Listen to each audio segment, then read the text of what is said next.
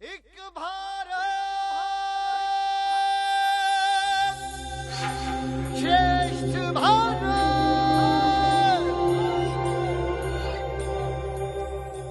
एक भारत श्रेष्ठ भारत। नमस्कार।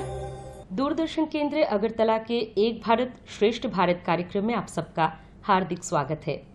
आज हम हमारे कार्यक्रम में बात करेंगे नृत्य शैली और रंगमंच के बारे में। जी हाँ, इसी विषय में बात करने से पहले हमारे प्राचीन भारतीय संस्कृति के भरत मुनि प्रणीत नाट्य शास्त्र के बारे में याद आ रहा है। सबसे पहले आज के कार्यक्रम का हम शुभारंभ करेंगे एक श्लोक के साथ। प्रणम्य शिरसा देवो पितामह महेश्वरो नाट्यशास्त्रम प्रवक्ष्यामि ब्रह्मणा यदुदारितम। तो आज हम जिस विषय में बात करेंगे, हमारे साथ हमारी अतिथि है मिसेस बबीता पांडे, जो कि 2004 में एनएसडी दिल्ली से ग्रेजुएट है और वर्तमान में त्रिपुरा के एनएसडी अगरतला और त्रिपुरा विश्वविद्यालय में परफॉर्मिंग आर्ट विभाग में वो एज ए गेस्ट फैकल्टी है। तो चलिए सबसे पहले उनका स्वागत करते हैं। आपका हार्दिक स्वागत है हमारे आज के कार्यक्रम में। जैसे कि आज हम नृत्य शैली, नृत्य कला और रंगमंच के बारे में बात करेंगे। सबसे पहले हम इसी शब्द पे बात करना चाहेंगे कि रंगमंच इतनी मिठास भरी एक शब्द है, उसके बारे में थोड़ा बताइए। नमस्कार, थैंक यू आपका फिर से। रंगमंच, रंगमंच दो शब्दों से मिलकर बना है, रंग प्लस मंच। अगर हम इसका सीधा सीधा अर्थ देखें तो मंच पे जो जीवन के रंग बिखेरे जाते हैं, तब जब रंगों से वो मंच भर जाता है तब हम कहते हैं हम रंगमंच कर रहे हैं। रंगमंच का एक और अर्थ है, मतलब अगर हम एक बिल्डिंग को भी रंगमंच स्थल बोलते हैं, जिसको हम इंग्लिश में थिएटर बोलते हैं।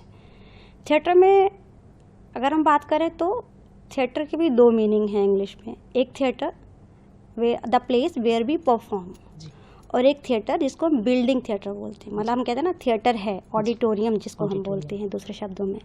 लेकिन हिंदी में इस सबके लिए एक ही शब्द है, रंगमंच। क्योंकि हिंदी का क्या, भारतीय संस्कृति का जो दर्शन है, आपको पता ही होगा, आपने भरत मुनि की बात की, तो अगर हम नाट्य शास्त्र की बात करें तो भारतीय दर्शन रस आधारित है। हम जीवन रस की बात करते हैं। आप जानती हैं भरत मुनि ने नाट्य शास्त्र की रचना की, तो उन्होंने जो हमारे मेन 4 वेद हैं, यजुर्वेद, सामवेद, अथर्ववेद, इन सब से एक एक चीज़ लेकर 5वां वेद नाट्य शास्त्र की रचना की। पंचम वेद हम उसको बोलते हैं। और वो इसलिए किया कि वो वेद जो हैं वो सबके लिए सुलभ नहीं थे, हर कोई उन्हें पढ़ नहीं सकता था, सबको अवेलेबल नहीं है। तो उन्होंने हर एक से एक चीज़ लेकर 5वां वेद बनाया ताकि आम जनता को वो सुलभ हो सके। तो ये तो है रंगमंच का, अगर आप उद्भव बोलते हैं। पर अगर हम इससे भी पहले जाएं तो ऐसा माना जाता है कि जो नाटक, नृत्य या रंगमंच जो है, ये मानव के आविर्भाव के साथ जुड़ा हुआ है।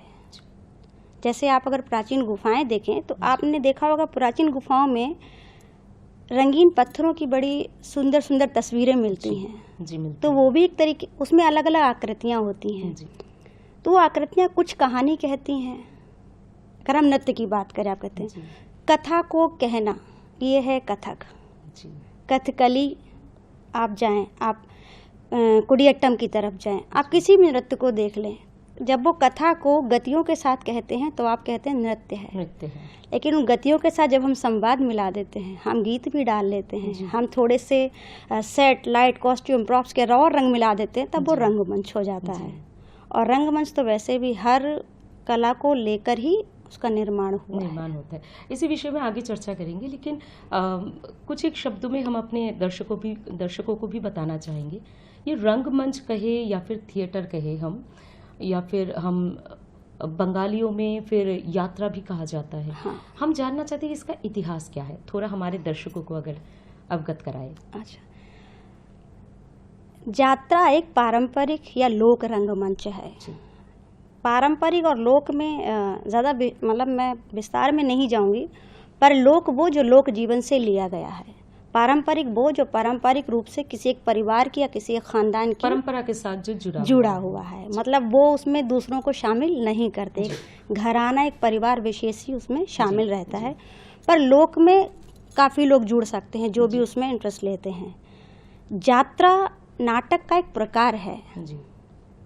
पर नाटक में जैसे हिंदी में एक शब्द आता है नाटक, एक आता है प्ले भी खेलने, हम इंग्लिश में इसको प्ले भी बोलते हैं। तो यात्रा एक तरीके का लोक नाट्य है, कहीं कहीं इसको पारंपरिक नाट्य भी मानते हैं जहाँ से वो करते चले आ रहे हैं खानदान दर खानदान। तो इसका ये सब तीनों अलग अलग शब्द हैं। जैसे मैंने बोला इंग्लिश में थिएटर के 2 मीनिंग हैं, the place where to perform and called a building, auditorium. बस यही जानना है कि जैसे आपसे बात करते हुए पता चला लोगों से जुड़ा हुआ है ये, तो करीब कितना पुराना है इसका इतिहास? इसका इतिहास अगर हम झांके, जैसे हमने भरत मुनि के बारे में आपसे भी जानकारी ली, उससे पहले इसके साथ कुछ ताल्लुक था? हाँ, मैंने बोला था ना कि भरत मुनि तो 5000 साल पहले हम मानते कि उन्होंने नाट्य शास्त्र की रचना की, पर रंगमंच चूंकि जीवन से जुड़ा हुआ है तो ऐसा माना जाता था कि पहले मान लीजिए स्त्री पुरुष का तो इतना भेद हमें नहीं लगता पुराने समय में रहा होगा। जो सक्षम था वो शिकार के लिए जाता था और जब वो वापस आता था तो ऐसा माना जाता है कि वो अपनी दिन भर की गतिविधियों को आग के गोले के सामने बैठकर बाकी लोगों को सुनाया करता था, चाहे वो स्त्री हो, बच्चे हो या बुजुर्ग हो, परिवार के दूसरों के साथ। जो भी परिवार हो, खानदान हो, आपकी कई परिवार, कम्युनिटी में भी कम्युनिटी हो सकती है क्योंकि पहले लोग ग्रुप्स में रहा करते थे, अकेले नहीं रहते थे। तो वहाँ से शुरुआत मानी जाती है। फिर एक लोग अगर हम धीरे धीरे हम चले तब हम कहते हैं रिचुअल्स के साथ जुड़ते चले गए। जैसे हम मानते कि 16 संस्कार होते हैं भारतीय परंपरा में, आपके यहाँ भी संस्कार होता है ना। तो हर संस्कार एक नाटक है जी। आप देखिए शादी का संस्कार अगर हम लें तो आपको हल्दी लगती है, गाना होगा, नाचना होगा, 10 लोग आते हैं, तो मतलब ऑडियंस। नाटक क्या है? नाटक में आपको एक्टर चाहिए, आपको एक स्पेस चाहिए, सबसे इम्पोर्टेंट आपको ऑडियंस चाहिए। ऑडियंस है तभी वो नाटक है, नहीं तो वो कुछ और होगा, वो पिक्चर हो सकती है जिसको हम शूट कर सकते हैं। तो जहाँ जहाँ ये तीनों चीज़ें मौजूद हैं वहाँ वहाँ नाटक है। इसलिए कहा जाता है कि जो नाटक है ये जीवन के शुरुआत से हमारे साथ है। कभी वो रिचुअल के रूप में हमारे सामने आता है, फिर धीरे धीरे वो मंदिरों में आया। आप देखिए पहले जो नाटक, जो अगर हम इतिहास में जाएं तो जो पहले नाटक है वो मंदिरों के अंदर परफॉर्म होते थे, तो उनके कथ्य भी धार्मिक होते थे। जैसे कृष्ण कथा, अगर मैं यूपी की बात करूं तो हमारे यहाँ रासलीला खेली जाती है, हमारे यहाँ रामलीला खेली जाती है। पूरे भारत का यही तो, हाँ, हम यहाँ यात्रा खेलते हैं, बोल सकते हैं इसको, आप यात्रा खेलते हैं। तो पहले ये सब मंदिर के अंदर था, फिर कुछ आए होंगे लोग क्रांति लेकर सब्जेक्ट बदलने के लिए, तो इनको मंदिर से बाहर कर दिया गया क्योंकि मंदिर के पुजारी या जो एक जनता होती वो भगवान के विरुद्ध कुछ सुनना नहीं चाहती। तो आपने सवाल उठाया, आपको मंदिर से, आस्था अलग चीज है और हमारा हिस्ट्री की बात करूं मैं, तो ये मंदिर से बाहर आ गए। मंदिर से बाहर आए तो ये सड़कों पे आए या ऐसे चौराहों पे गए जहाँ इन्हें ऑडियंस मिले, क्योंकि हमें क्या चाहिए, हम नाटक वाले, हमको ऑडियंस चाहिए, तो हम चौराहों पे गए। फिर आप देखिए आपके यहाँ मोबाइल थिएटर होता है जी, मतलब जर्नी भी शुरू हो गई, चौराहों से भी लोगों ने भगाया, क्या भीड़ लगा के रखी है, तो हम मोबाइल थिएटर में आ गए कि यहाँ रुके, एक गाड़ी रुकी, पहला सीन किया, भगाए गए तो दूसरी गाड़ी आई, एक मोबाइल थिएटर है। फिर वक्त के साथ मुझे ऐसा लगता है कि इसमें अलग अलग तरीके के लोग जुड़ते गए। जब इसमें डिज़ाइन एलिमेंट ज़्यादा हैवी हो गया तब शायद ऑडिटोरियम की कल्पना की गई। इसी बारे में थोड़ा जानना चाहेंगे, जो ये डिज़ाइन एलिमेंट के बारे में कहा है, किस प्रकार के होते हैं, क्या है इसका मीनिंग थोड़ा बताइए। अच्छा, मैं उम्मीद करती हूँ हमारे दर्शक भी इसके बारे में जानने के लिए उत्सुक है। चलिए जानते हैं पहले मैं ये बता दूं कि भरत मुनि ने भी 3 तरीके के नाट्य प्रकार बताए हैं कि आप विकृष्ट होता है, चतुरस्र होता है और एरिना थिएटर गोल वाला। डिज़ाइन एलिमेंट्स की अगर हम बात करें तो जैसे ये लाइट है जी, ये सेट है जी, ये साउंड है, आपने कॉस्ट्यूम पहन रखी है, हमने भी कुछ ज्वेलरी पहनी हुई है, आपने मेकअप किया है जी। ये जो भी कुछ है, ये सारा विजुअल जो हम देख पा रहे हैं वो सब डिज़ाइन एलिमेंट का पार्ट है। अच्छा, ये सब मिलकर आज, और अगर हम आज के संदर्भ में बात करें तो एक कैमरा हमारे साथ जुड़ा हुआ है जी, तो हम कहते हैं हम मल्टीमीडिया की तरफ चले। जैसे हम यहाँ बात कर रहे हैं, शायद हमारे दर्शकों में ऐसे बहुत से लोग होंगे जो इसके साथ जुड़ना चाहेंगे। ज़रूर। इसको भी हम कह सकते हैं कि थोड़ा सा आधुनिकीकरण हो गया है। हाँ, डेफिनेटली जब वक्त के साथ चीज़ें बदलती हैं तो आधुनिकीकरण तो उसका मतलब ये तो बिल्कुल एक साधारण सी क्रिया है। जी। और एक बात, जैसे हम कभी भी अगर नाटक देखते हैं किसी भी मंच पर, तो हमें कई सारे जो कि एक रोल हो जाता है तो नेक्स्ट रोल आता है। इसमें हम कई प्रकार के ऐसे नाटक है कि एक ही सीन में पूरा स्टोरी बता देते हैं, तो उसको हम कैसे थोड़ा सिंक्रोनाइज करते हैं? ये तो अलग अलग टाइप के नाटक होते हैं। जैसे आप बताएं, संस्कृत नाटक है, जी आपको सेट पे कुछ भी नहीं चाहिए, जी जी उसकी एंट्री एग्जिट जो सूत्रधार होगा वो बताता जी, है जी। कि फलां देवी आ रही हैं और ये फलां महाराज जी। जाएंगे। फिर हम उसके बाद अगर हम पारसी नाटक देखें, जी पारसी नाटकों में पर्दे जो बदलते हैं पीछे के हम्म, बैकग्राउंड, उनसे पता चलता है कि सीन खत्म हो रहा है या सीन दूसरा शुरू हो रहा है। आधुनिक नाटकों में एंट्री एग्जिट लाइट से होती है, जी। आप देखें ब्लैकआउट हो जी जाता जी है। जी, बिल्कुल बिल्कुल। लेकिन कुछ नाटक, सही बोला आपने, कुछ नाटक होते हैं जिसमें एंट्री एग्जिट होती ही नहीं होती है, ही नहीं है। क्योंकि वो उनके नाटक की रिक्वायरमेंट है अच्छा। कि अब जैसे हम बैठे हैं जी इस प्रोग्राम में हम एंट्री एग्जिट नहीं लेंगे, जी। हम बैठ गए तो प्रोग्राम खत्म होगा तभी हम उठेंगे। इसीलिए हम कहते हैं जो भी परफॉर्मेंस से जुड़ा है, जिसमें ऑडियंस जुड़ती है, वो सब नाटक है। जी तो ये इस प्रोग्राम की रिक्वायरमेंट है कि हम एग्जिट ना करें। जी। हम एस्टैब्लिश आप दिखाएंगे कि हम यहाँ ऑलरेडी बैठे हुए हैं। मतलब ये भी परफॉर्मिंग आर्ट का ही तो एक हिस्सा है कि हम Definitely. परफॉर्म कर रहे हैं, भले ही हमारा एंट्री हो या ना फिर हो। हमारा एग्जिट ना एंट्री हो, एग्जिट से नाटक डिसाइड नहीं होता। डिसाइड नहीं होता। जब भी अगर जैसे दर्शक क्या चाहती है, ये भी तो एक पार्ट होता है ना कि कभी भी हम अगर दर्शक आसन पे बैठे हैं, हमारे सामने क्या होता है, हमारे दिमाग में, मन मस्तिष्क में शायद कुछ और चल रहा होता है, लेकिन जैसे ही हम मंच पर किसी नाटक की प्रस्तुति देखते हैं, तो वो जो एक कनेक्शन होता है ना, एक नाटक कर रहे हैं और एक दर्शक है, दोनों के बीच में एक कड़ी जुड़ती है। उसको हम, जैसे कि हम जो रस अध्याता बोलते हैं, हम अपने आप में उसको पिरो लेते हैं, लेकिन उसमें भी एक कनेक्शन होती है जो लोग नाटक को मंचस्थ करते हैं। आप नाटक को कई बार मंचस्थ कर चुकी है, तो आप उसके बारे में थोड़ा बताइए, क्या चीज़ें वहाँ पर याद में रखना पड़ता है, ध्यान में रखना पड़ता है, उसके बारे में थोड़ा बताइए। नाट्य मंचन को लेकर अलग अलग लोगों ने अलग अलग थ्योरी दी है, लेकिन अगर हम भारतीय संदर्भ में बात करें तो मैं बार बार बोलती हूँ, हमारा दर्शन जो है, हम दर्शन शास्त्र पे ही ज़्यादा बिलीव करते हैं। मतलब बी पॉजिटिव जी और रसोत्पत्ति जो भरत मुनि ने बताई, हम ध्यान ये रखते हैं कि हम किसी ऐसे रस का उत्पादन ना करें जो दर्शकों को विचलित करे। इसीलिए हमारे पूरे इतिहास में एक नाटक उर्भंग छोड़कर जी। कोई भी ट्रैजिक प्ले नहीं है इंडियन हिस्ट्री में, जी। मॉडर्न को छोड़कर। सो सबसे पहले तो हम यही ध्यान रखते हैं कि हम ऐसा किसी भी रस का उत्पादन ना करें। हमारी चेष्टाएं ऐसी नहीं होनी चाहिए जो ऑडियंस को हर्ट करे। जी और ये कहा जाता है कि एक एक्टर वही है, एक्टर के अंदर एक आग है जी। और दर्शक जो है वो सूखी काठ है, चला रही है। लकड़ी। तो अगर वो आग वहाँ तक पहुँचती है तभी आप सफल हैं। उसके लिए आपकी आंगिक चेष्टा करें, आप सात्विक चेष्टाएं करें या आहार या अभिनय करें, जो भी अकॉर्डिंग टू प्ले रिक्वायरमेंट है आप वो कीजिए, बट वो आग वहाँ तक पहुँचनी चाहिए। और ये हर एक्टर का, ये एक्टर का भी वर्क है, you can't define it, general हम उसे नहीं कर सकते। ये डायरेक्टर का भी वर्क है। सम टाइम आई वांट कि मैं किसी को एग्जिट नहीं दूंगी, मेरे नाटक में मेकअप नहीं होगा। जी इट हैपन ना, आप देखते बहुत रियलिस्टिक नाटक होते हैं तो उसमें मेकअप ही नहीं होता है ना। कुछ नाटक होते हैं जिसमें इतना मेकअप होता है, आपको बहुत लाउड नाटक में, अगर हम फोक नाटक यात्रा की बात करें, आप देखिए कितना लाउड मेकअप होता है। तो ये डायरेक्टर को भी क्या दिखाना चाहता है उसके ऊपर निर्भर करता है। हाँ। जी।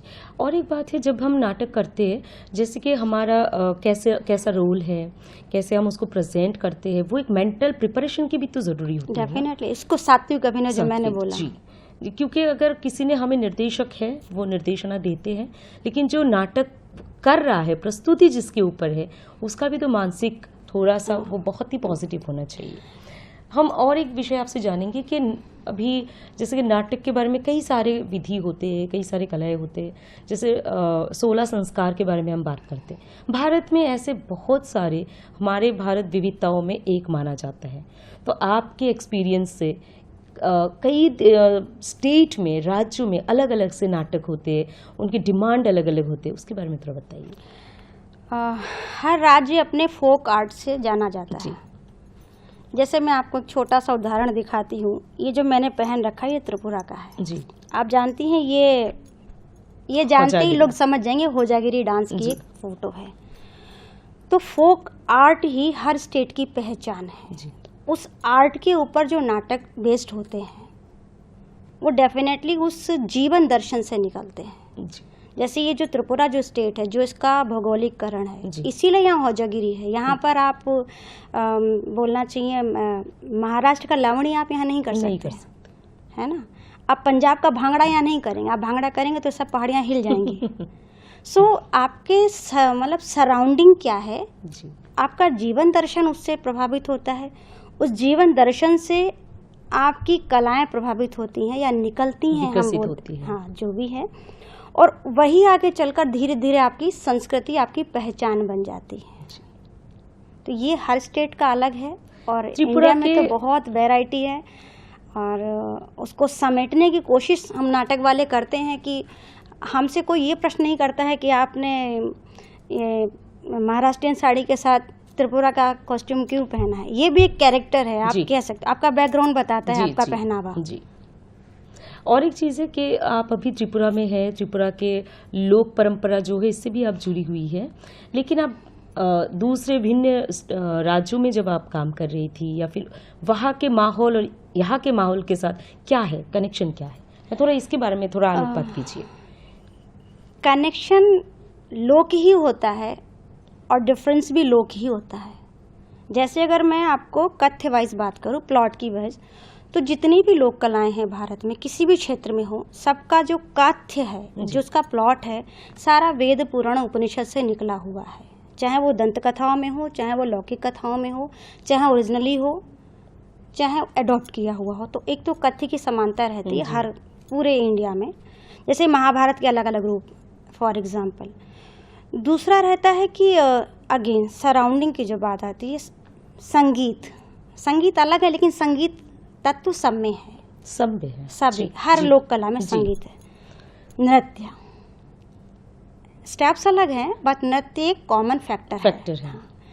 और जीवन दर्शन का दर्शन तो आप लोक कलाओं में करते ही हैं। जी। और एक बात है, जो हम अगर नाटक की प्रस्तुति बोले, उसमें ज़रूर संगीत और नृत्य ये दोनों तो आएंगे ही।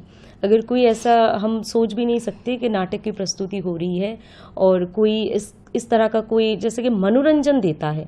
हम जब भी, हमारे दर्शकों को भी शायद मेरी बातों से आप लोग भी सहमत होंगे, जब भी हम नाटक की प्रस्तुति देखते हैं, हमारे मन मस्तिष्क में ये रहता है कि कब हम एक थोड़ी सी हल्का सा एक कोई संगीत हमारे सामने प्रस्तुत हो जाए। और सबसे ज़्यादा तो नृत्य शैली के बारे में हम सब तत्पर रहते हैं, कब हमारे आंखों के सामने एक नृत्य की झलक आ जाए, है ना। आप भी मेरे साथ सहमत होंगे। तो चलिए आगे इस चर्चा को और बढ़ाते, जानते हैं कुछ और विषय।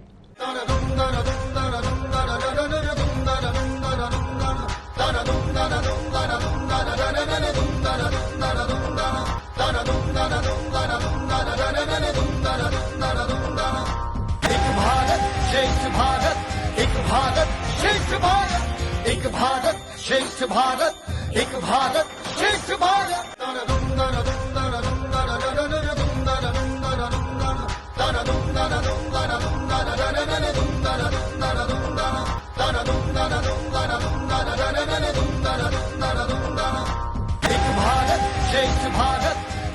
अब हमसे आपसे ये जानना चाहेंगे, ये जो आधुनिकीकरण का एक सिलसिला, एक दौर अभी शुरू हुआ है। पहले था रामलीला, या फिर कहीं पर हम दिखाते हैं कि द्रौपदी के बारे में कुछ दिखाते थे, कभी राम लक्ष्मण और सीता जी को लेकर उनका वनवास दिखाते थे। पहले ये था नाटक के पर्याय में। अब उसमें थोड़ा सा मतलब परिवर्तन हुआ है। इस परिवर्तन को भारतीय संस्कृति में कितना ज़्यादा अडॉप्ट किया जा रहा है, या फिर कितना ज़्यादा उसको ग्रहण किया जा रहा है? रामलीला, रासलीला, यात्रा this is the part of place, not a नाटक। ये फोक आर्ट्स जी। पहले तो मैं ये क्लियर कर दूं। दूसरा 50 से पहले अगर हम देखें तो हमारे पास जो पहले हमारे मतलब हिस्ट्री में हम जानते हैं नाटक जिन्होंने लिखा, जी। जिनका बहुत फेमस नाटक है, आपको भी पता होगा, आप बताइएगा मुझे उनका नाम। अंधेर नगरी और चौपट राजा किसका है बताइए, ये आपके लिए प्रश्न है। तो उसके बाद 50 तक ऐसे ही अलग अलग क्षेत्र में, बंगाल में अलग, जी। महाराष्ट्र में अलग, सब जी। जगह अलग अलग नाटक लिखे गए, खेले गए। 50 के बाद एक दौर आता है जिसमें जी। आते हैं मोहन राकेश, धर्मवीर भारती, जी। अंधा युग लेकर, मोहन राकेश, आधे अधूरे, लहरों का राजहंस, आषाढ़ का एक दिन, हबीब तनवीर, एक अलग तरीके का फोक, जिनके नाटकों में आपको फोक एलिमेंट मिलता है, आपको संस्कृत नाटक मिलते हैं और आपको आधुनिकीकरण भी मिलता है, सभी प्रकार के आ जाते सभी प्रकार के। रतन थ्याम जैसे जी, आपके जी। आते हैं, कन्हैया लाल जी आते जी। हैं। मतलब ये जो 50 के बाद वाला है, हैं। जी। ये जो वर्ग आता है, इन्होंने कथ्य के स्तर पर बहुत चेंज लाए नाटकों बहुत में। चीज। जैसे आपने कहा हम नृत्य देखना चाहते हैं, तो अभी 50s के बाद में इट्स नॉट नेसेसरी कि आपको हर नाटक में म्यूजिक या डांस आएगा। देखने को जी, मिले। जी। और म्यूजिक के लिए मैं एक चीज़ और क्लियर कर दूं कि म्यूजिक में, specially in theatre, in terms of theatre, when you said कि म्यूजिक मीन्स गाना, no, it's music, music. whatever sound you are creating towards communication to the audience, it's music. Music. So आप music संदर्भ बहुत बड़ा है, व्यापक है नाटकों में। ऐसे ही नृत्य ये नहीं कि आपने खड़े होकर कथक किया, भरतनाट्यम किया, कथकली किया, दैट्स नॉट, वो भी डांस है, वो तो प्योर है।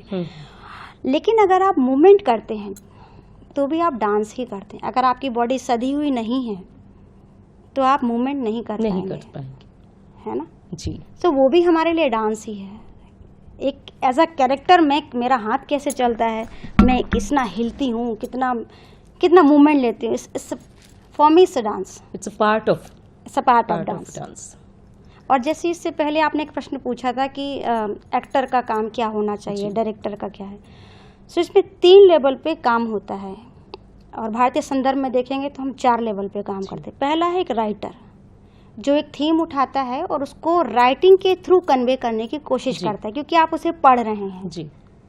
आप उसको परफॉर्म होते नहीं देख रहे। जो भी कुछ होगा आपके श्रुति, यहाँ होगा, जी। श्रुति भी नहीं, आप वाचन नहीं कर रहे, आप you just reading that, just reading, okay. So आपके यहाँ चलेगा।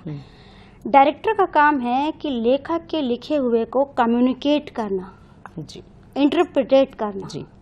इंटरप्रिटेशन वो कैसा लेगा, कुछ होते हैं क्रिएटिव डायरेक्टर, दे बिलीव कि हम जो हैं वो मिलकर काम करेंगे। जी। देखो जी ये नाटक है और हम लोग इस पे धीरे धीरे इसको डेवलप करेंगे। आई एम नॉट डिसाइडिंग कि ऐसे जाओ वैसे जाओ, we are doing it together.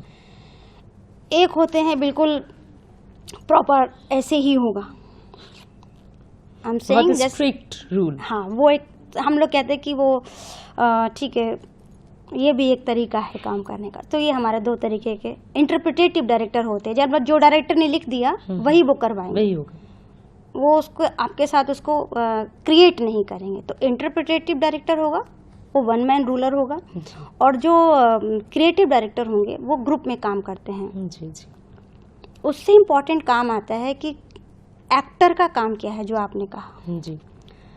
तो एक्टर का काम है कि दिए हुए कैरेक्टर को रियल उसमें कन्वर्ट करना। अच्छा। कैरेक्टर तो ऑन पेपर है, जी। डायरेक्टर एक्सप्लेन कर रहा है, क्रिएट परफॉर्म, क्रिएट जी। क्रिएट तो एक actor को जीता करना जाता बंदा करेगा जिसमें सांसें हैं। मैं इसलिए बोल रही हूँ कि हमारे यहाँ सांसों के नियंत्रण को बहुत गहराई से बताया गया है, जिसे हम कहते हैं सात्विक अभिनय। अब देखिए, अगर मेरा अभिनय ये है कि मुझे यहाँ शांत बैठना है और मैं ये प्रॉब्लम है, क्योंकि मेरे अभिनय में मुझे डायरेक्टर ने नहीं बोला कि आपको परेशान होना है, जी। लेकिन मेरा सांसों पे नियंत्रण ही नहीं, मैं दिखा रही हूँ मैं शांत हूँ और मैं जी। It's disturbing. जी।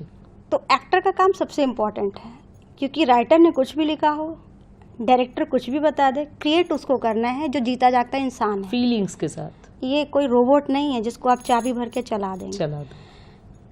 इंडियन दर्शन में एक इम्पोर्टेंट काम है दर्शक। हम लोग कहते हैं सज्जनों पधारिए, जी। हम ये नहीं कहते आ जाओ भाई साहब, ladies and gentleman please welcome. हम कहते हैं पधारिए, सुधीजन आए, ये बोलते हैं ना बांग्ला में। जी। हाँ जी। दया करे सुधीजन। जी। जी। जी। सुधीजन क्यों, मतलब दर्शक भी be prepare for the performance, just be there, do not ring mobile, do not disturb the other person. जी, that's why we call them सुधीजन। जिसको सुध है अपनी भी और ये भी सुध रखनी है कि सामने परफॉर्मेंस हो रही है, तो आप उसको डिस्टर्ब ना करें। तो हमारे यहाँ 4 फैक्टर हैं, क्योंकि हम जीवन दर्शन हमारा सर्कल घूमता है। अच्छा, हम एंड नहीं करते, हम सर्कुलर घूमता है हमारा दर्शन। हम बोलते हैं ना, जो हम कहते हैं वो लौट के आता है। इसलिए हम दर्शकों को भी जोड़ के रखते हैं कि हम आपको दे रहे हैं, अगर आप मुझे जवाब ना दें तो मुझे ये गिव एंड टेक का मजा नहीं आएगा, है ना। मैं यहाँ बोलती रहूँ, लेक्चर दे रही हूँ खड़े होकर। खाली मंच पर भी तो नाटक की कोई भूमिका नहीं होती। बोला ना, ऑडियंस नहीं होगा तो परफॉर्मेंस होगी ही नहीं, आप उसको नाटक बोल ही नहीं सकते। अच्छा, धीरे धीरे आप बात करने से लगा कि हम जो ये पथ नाटक बोलते हैं, हम स्ट्रीट प्ले बोलते हैं ना, ये अभी किसी भी मुद्दे को लेकर, चाहे हम जैसे कि हम कालिदास जयंती मनाते हैं, वाल्मीकि जयंती मनाते हैं, कुछ भी आषाढ़ महीने में कई सारे फेस्टिवल्स होते हैं, अगर हम उसको मनाते हैं, थोड़ा हम अपने लोक परंपराओं के बारे में अगर बात करें, तो हम पथ पे या फिर मार्ग पर या फिर रास्ते पर हम थोड़ा सा छोटा छोटा जो प्ले हम करते, उसको थोड़ा सा बताइए, इसका महत्व क्या है? एक मूवमेंट आया था पूरा, उसका नाम ही है इप्टा मूवमेंट। अच्छा, इप्टा एक ऐसी संस्था थी, सफदर हाशमी ने भी उसके एक बहुत महत्वपूर्ण व्यक्ति थे, जिनको बाद में दिल्ली में गोली मार दी गई। तो उन्होंने ये मूवमेंट लाए थे विरोध में, कई चीज़ों के विरोध में, कि आप नाटक के लिए तो आपको एक बड़ा सा हॉल चाहिए, आपको ऑडियंस चाहिए, लेकिन लोगों के जागरण हेतु आपको क्या करना होगा? आपको लोगों के बीच जाना होगा, पास जाना होगा। ऑडियंस, ऑडिटोरियम में तो आपको ऑडियंस को बुलाना होता है ना, आपको कार्ड देने होते हैं, आपको इनवाइट करना होता है, पर उनके पास इतना टाइम, इतनी फैसिलिटीज़, ये सब नहीं था। तो उन्होंने क्या किया कि लोगों के बीच जाके हम नाटक करेंगे। तो लोग कहाँ मिलेंगे? पान की दुकान पे, चलो जी यहीं शुरू हो जाओ, चौराहे पर मिलेंगे, चौराहे बस स्टैंड पर मिलेंगे, जहाँ मिलेंगे, जहाँ लोग हैं वहाँ हम पहुँच जाएंगे। और ये अभिलाषा आजकल की सरकार भी देखिए इसी तरीके का काम करती है। कोई भी सरकारी संस्था को अपनी बात जन जन तक पहुंचानी होती तो वो भी यही काम करते हैं। तो इसका इतिहास बहुत पुराना है और ये बहुत प्रभावी है। लोग बीच बीच में बोलते हैं नहीं जी, नुक्कड़ नाटक का कोई भविष्य नहीं है, नुक्कड़ नाटक ख़त्म हो गया। मुझे नहीं लगता कि वो अपने कथ्य की वजह से कभी भी ख़त्म होगा। ये सबसे ज़्यादा निर्भर करता है कि हम जो लोग थिएटर के साथ, रंगमंच के साथ जुड़े हुए हैं, उनके ऊपर कि हम कितना हम लोगों तक लेके जाए। अगर किसी एक्टर या एक्ट्रेस ने बोल दिया कि हम नहीं करेंगे, तो वो वहीं पर ख़त्म हो जाएगा, है ना। एक एक्टर एक्ट्रेस से ख़त्म नहीं होगा, लेकिन हाँ, बट मुझे नहीं लगता कि वो परंपरा डेवलप्ड नहीं होनी चाहिए। हमें जहाँ तक जाना, आजकल मोबाइल का ज़माना है, हम मोबाइल पे कुछ रिकॉर्ड करके भेज देते, वो भी हमारा किसी ना किसी तरह से एक अभिनय ही है। नाटक के साथ हो या मंच के साथ हो, अभिनय सबसे इम्पोर्टेंट है। और एक बात है कि हमारा प्रोग्राम ही है नृत्य कला और रंगमंच। तो नृत्य कला के बारे में आपसे बस संक्षेप में जानना चाहेंगे कि नृत्य कला के बारे में आप क्या सोच रही हैं? मैंने आपको शुरू में ही बताया कि नाटक में तो हर चीज़ ली गई जी, नृत्य भी शामिल है, नृत्य भी उसमें शामिल है। और नृत्य के बिना, नृत्य कला अपने आप में एक संपूर्ण आर्ट है। भारत में तो आपको पता है 8 प्रकार की बेसिक डांस होते हैं, फिर फोक डांस बहुत हैं आपके यहाँ, और इसलिए नृत्य कला का जो इतिहास है, अगर हम उधर जाएंगे तो हम एक दूसरे प्रोग्राम में जाना पड़ेगा। हाँ, नृत्य कला, लेकिन नृत्य कला थिएटर का एक पार्ट हम बोल सकते हैं, हमेशा से है और हमेशा रहेगा और रहेगा, यही उम्मीद करते हैं। चलिए, आपसे बात करके सच में बहुत अच्छा लगा, बहुत जानकारी मिली हमें, और मैं उम्मीद करती हूँ हमारे दर्शकों को भी बहुत जानकारी मिली होगी। आपका बहुत बहुत शुक्रिया हमारे कार्यक्रम में आने के लिए। Thank you.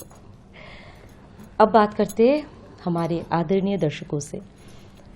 आज हमने बात की है नृत्य कला और रंगमंच के बारे में। आगे भी इसी प्रकार एक भारत श्रेष्ठ भारत कार्यक्रम में हम आपसे रूबरू करेंगे और ऐसी कई नए और कुछ अच्छे प्रोग्राम के साथ आपके साथ फिर जुड़ेंगे। तब तक के लिए आप सब स्वस्थ रहिए, अच्छे रहिए। धन्यवाद।